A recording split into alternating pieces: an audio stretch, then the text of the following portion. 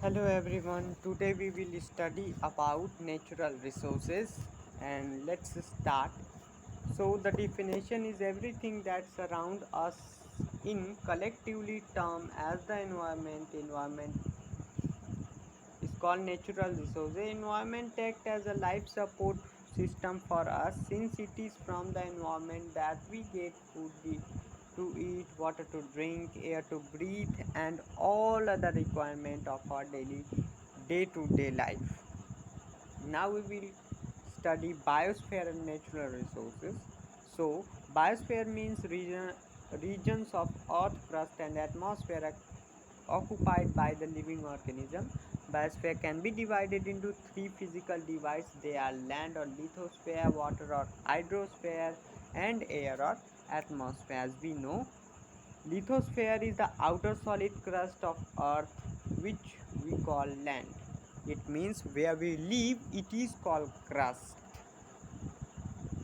Its upper weather part form of soil where we sow our seed, where we grow our cereal, pulses and everything that we used to eat. And now let's study about hydrosphere. What is hydrosphere? Hydrosphere is the water component of earth. 75% of the earth's surface covered with water in the form of sea, river, lake, ponds, impoundments like reservoir, dam, etc. Underground water is another component of hydrosphere. As we know that 1 upon third of our earth's surface is covered with water, means about more than half part of the earth is covered by water. Now let's study about atmosphere. So what is atmosphere? Atmosphere is a blanket of air that cover the whole earth. Means biosphere has two type of components. They are biotic and abiotic.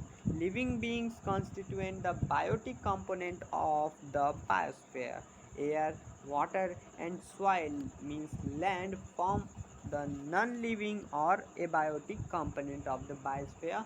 Both type of these provide resources to meet the basic need of life forms. However, the energy required the supporting these life forms is ultimately obtained from sun. Sun's energy is used in synthesis of food for all living beings. Now we will study about type of natural resources as we know to be read. Now so type of natural resources, there are two type of natural resources. They are inexhaustible and exhaustible. Exhaustible means which can uh, exhaustible natural resources means they are the natural resources which are available in limited quantity and they may get depleted by the continuous and indiscriminate human composition. And what is inexhaustible resources? They are natural resources which occur in such abundance that they are not likely to get exhaust or despite continuous use. They are air, water and solar energy. Now the natural resources is of two type, inexhaustible and exhaustible. Now exhaustible resources are further divided into two parts. They are renewable and non-renewable. Now let's study about natural resources. What are natural resources? So natural resources are living and non-living component of nature which are used by human to meet their requirement. Since natural resources are available only from the earth, they are called earth resources. Based on their abundance, natural resources are of two main types. They are exhaustible and inexhaustible. So let's study about inexhaustible natural resources. They are natural resources which occur in such abundance that they are not likely to get exhaust or despite continuous use. The examples are air, water and solar energy. So how it will not despite or how it will not exhaust by its continuous use? It means when we inhale air and